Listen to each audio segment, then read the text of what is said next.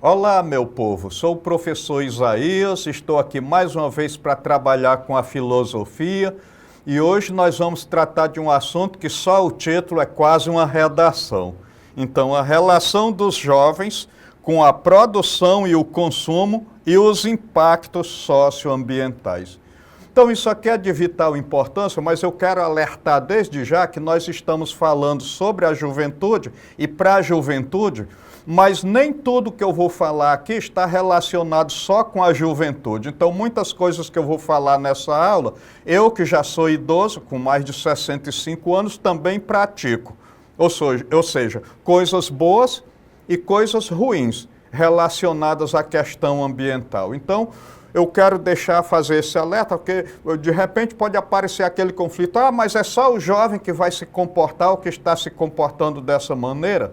Não. O discurso hoje é para os jovens, mas em todas as idades nós vamos encontrar gente que está a favor e luta pela preservação do meio ambiente e gente em todas as idades que faz o contrário. Então vamos lá.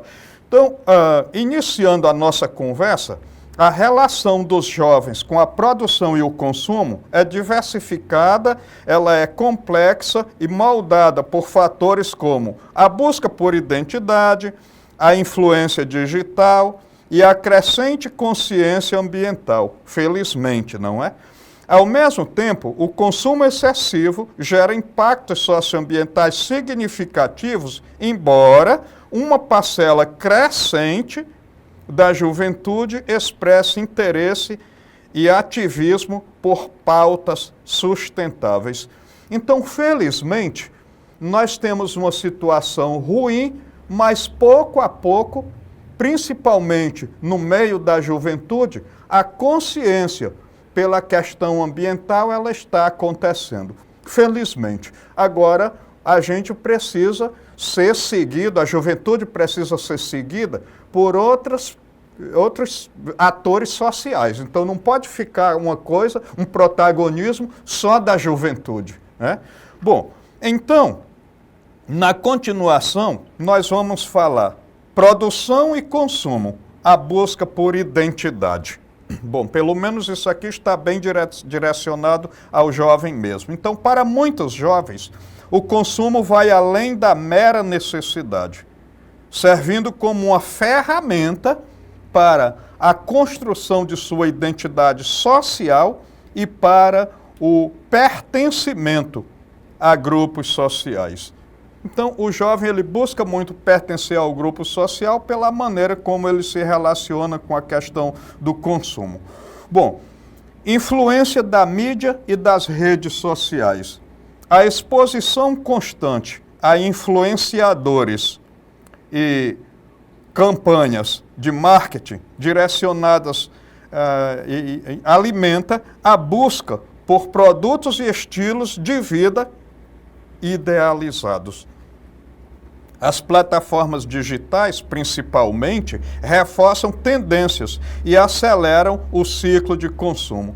Então, a gente vê na propaganda, a gente vê na rede social, a gente vê na internet, no grupo de amigos, né?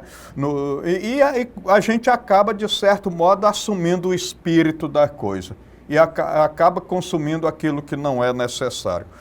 Marcas e visibilidade social. O uso de roupas da moda, o uso de objetos eletrônicos e outros itens de grife pode conferir visibilidade e status entre seus pares, tornando o consumo um elemento central na socialização juvenil. A gente acaba sendo aquilo que consome.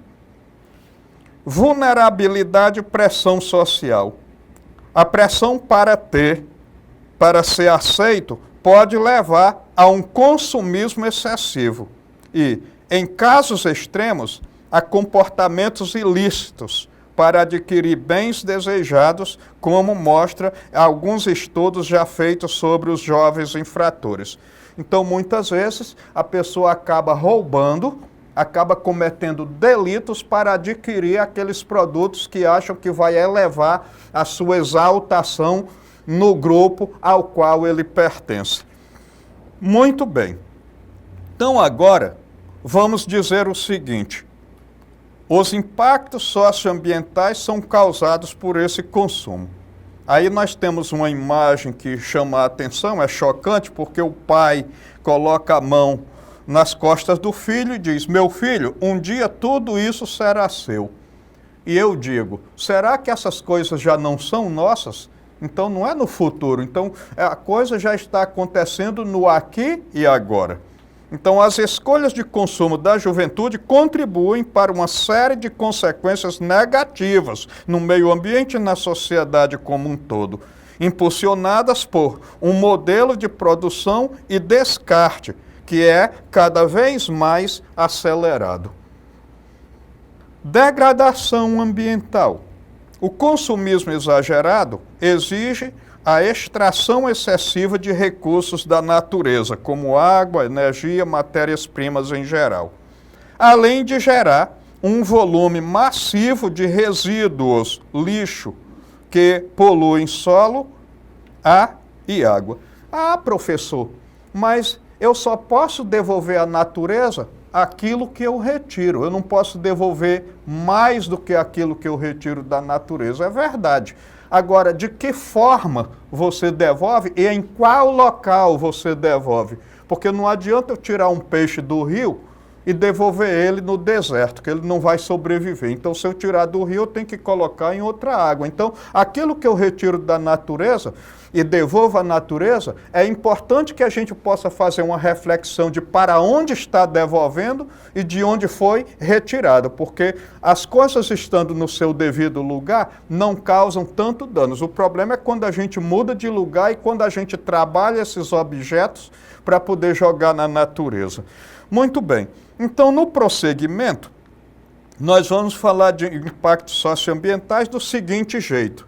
Então, nós temos aí a obsolescência programada. Então, muitos objetos ficam velhos a cada 5 anos, por exemplo. Então, muitos produtos eletrônicos e de moda são projetados para ter vida útil limitada, quer dizer, por pouco tempo, incentivando a compra constante de novos modelos e a geração de mais lixo eletrônico. Então, muitas vezes eu compro um aparelho celular, por exemplo, ele nem fica quebrado em 2 ou 3 anos. Vai aparecer um modelo novo, eu descarto aquele que está em minhas mãos e vou comprar outro. Impactos socioambientais. O consumismo pode levar ao endividamento, e leva, né? Ao distanciamento das relações interpessoais. Então, às vezes a gente está no quarto na internet e não liga para a situação da mãe que pode estar doente no quarto ao lado. E em casos de compulsão, também gera problemas de saúde mental, como ansiedade e baixa autoestima. Né? Bom, consumo digital.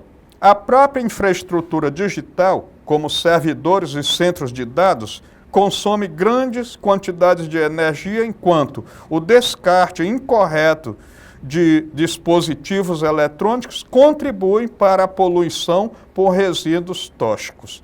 Então, é aquela coisa que eu já falei anteriormente, da onde foi que você tirou, aonde é que está jogando, como foi que você tirou e como é que está devolvendo, porque às vezes a gente acaba mudando, fundindo um elemento com outro, e quando a gente joga na natureza, o impacto é grave para o meio ambiente, para a vida como um todo.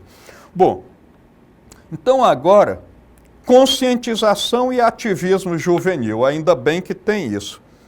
Em contraste com os padrões de consumo excessivo, uma parcela da juventude, mas aqui também a gente pode falar dos idosos, né, demonstra uma crescente preocupação com a sustentabilidade e o meio ambiente. Então, conhecimento e atitudes. Muitos jovens têm conhecimento sobre conceitos como aquecimento global e sustentabilidade, embora a prática de atitudes sustentáveis nem sempre seja totalmente incorporada à rotina. Então, muitas vezes, tanto faz ser o jovem quanto o adulto, a gente tem consciência dos problemas. A questão é que na hora de tomar alguma atitude, a gente ou não quer fazer nada ou acha que não pode fazer nada, como, por exemplo, reduzir o uso dos descartáveis. É uma coisa que é possível a todo mundo, mas a gente acaba se acomodando. Bom, ativismo ambiental. Jovens ativistas têm se destacado em movimentos de justiça climática e pela preservação ambiental, utilizando plataformas digitais para ampliar suas vozes e conectar comunidades, além de cobrar ações efetivas. Então, isso aqui é importante porque boa parte da juventude está tomando essa atitude de fazer cobranças ao conjunto da sociedade, ao mesmo tempo que praticam alguma atividade em defesa do meio ambiente, consciente de que o consumo exagerado ele causa impactos negativos na vida. Bom, então, continuando, nós temos o seguinte: engajamento por justiça climática. O ativismo juvenil vai além do ambientalismo tradicional, abordando as desigualdades e injustiças sociais agravadas pela crise climática, como o racismo ambiental e integrando pautas de diferentes grupos. Outra coisa importante são as iniciativas sustentáveis tomadas pelos jovens. Então, muitos jovens se engajam em iniciativas locais, como mutirões de limpeza e projetos de conscientização, usando a internet para divulgar suas ações e inspirar outras pessoas, até os não jovens, a adotarem hábitos mais conscientes. Então, isso é bom que parta da juventude, porque isso vai questionando também quem já está na minha idade. Porque muitas vezes, na minha idade, é mais fácil ficar acomodado. É mais fácil a gente obter as informações e não utilizar a formação que tem para processar essas informações e produzir um mundo melhor. Então, nós temos também a compaixão pelos animais. E aqui eu tenho que fazer um destaque antes de ler o que está escrito aqui. É que hoje, em meio à juventude, a gente encontra maior sensibilidade pelos animais do que em relação às pessoas mais antigas. Por exemplo, a tua avó mata uma galinha para almoçar, para fazer o almoço, ela mata de forma tranquila. A neta já não faz isso de forma muito tranquila ou nem faz. Fica com dó de fazer. Então, isso aqui é uma coisa boa, porque a juventude está criando uma sensibilidade maior em relação à vida, no sentido mais amplo. Então, essa compaixão pelos animais, nos jovens, reflete a formação de um caráter gentil, sensível e ético, fundamental para um mundo mais justo e harmonioso. Então, os jovens eles estão um passo à frente das pessoas da minha idade nessa questão da compaixão pelos animais e pelas outras formas de vida, que inclui também os vegetais. Isso aqui é muito importante porque a gente está criando uma geração cada vez mais compassiva, felizmente. Bom, então agora nós vamos tratar de algumas oportunidades e desafios. Não é muita coisa, mas vale a pena. Então, para fomentar uma relação mais sustentável entre jovens e o consumo, é preciso superar desafios e aproveitar oportunidades. Então, promoção do consumo consciente. A educação e a conscientização sobre os impactos do consumismo são fundamentais. E isso inclui a promoção dos princípios de reduzir, reutilizar e reciclar. E o incentivo à compra de produtos duráveis e de empresas eticamente responsáveis. Eu fiquei pensando aqui no caso daquele namorado que presenteou uma namorada com um perfume, e ela disse que não receberia aquele tipo de perfume porque a empresa produtora fazia experimentos cruéis com os animais para produzir aquele tipo de perfume. Achei isso fenomenal.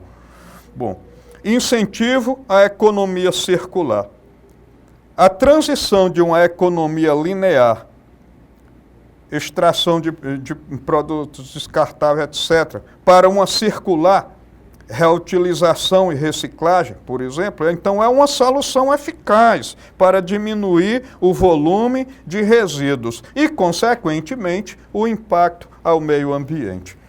Agora, dando continuidade, temos aí o seguinte: desenvolvimento do pensamento crítico. Olha aí. capacitar os jovens e questionar a publicidade e a resistir à pressão consumista. Isso é essencial para uma relação mais saudável com o consumo, priorizando experiências de bem-estar em vez da acumulação de bens e do excesso de consumo. 4. Aproveitar o ativismo digital. Mais do que os adultos e os antigos, os jovens gostam de fazer isso. Então, as plataformas digitais podem e devem ser usadas para promover o consumo consciente e para conectar jovens ativistas, fortalecendo o movimento por um futuro mais justo e sustentável. Redução dos alimentos de origem animal. Eu não acho interessante a gente consumir 350 gramas de carne numa refeição. A gente pode reduzir esse consumo. Então, a redução, especialmente da carne e leite, reduz também a crueldade e a matança de animais. E eu acredito que, num futuro bem próximo, os jovens já estarão fazendo isso. Então, não se trata aqui de ser vegetariano, ou não se trata aqui do veganismo também, mas de reduzir o consumo. Quanto mais a gente reduz o consumo de alimento de origem animal, a gente prolonga a vida desses animais. Bom, então agora nós vamos falar de alguns teóricos que vão tratar dessa questão, né, ligada à juventude, ao consumo, enfim, a questão da comunicação. Então, Jean Baudrillard, analisa a produção do consumo, argumentando que a sociedade moderna é dominada por objetos e símbolos. E ele não está mentindo. O consumo deixa de ser apenas uma necessidade para se tornar um sistema de signos, ou seja, de símbolos, que os indivíduos utilizam para se diferenciar e se posicionar socialmente. Quer dizer, para se diferenciar do outro. Os jovens, ao se inserirem nesse sistema, buscam no consumo um meio de construir sua identidade e pertencimento a determinados grupos sociais. Então, isso algumas vezes é positivo, mas em algumas situações é uma coisa extremamente negativa. Bom, agora dando continuidade, nós temos aí o Pierre Bourdieu. Então, as práticas de consumo refletem e reforçam as hierarquias sociais. Então, quem manda, quem obedece.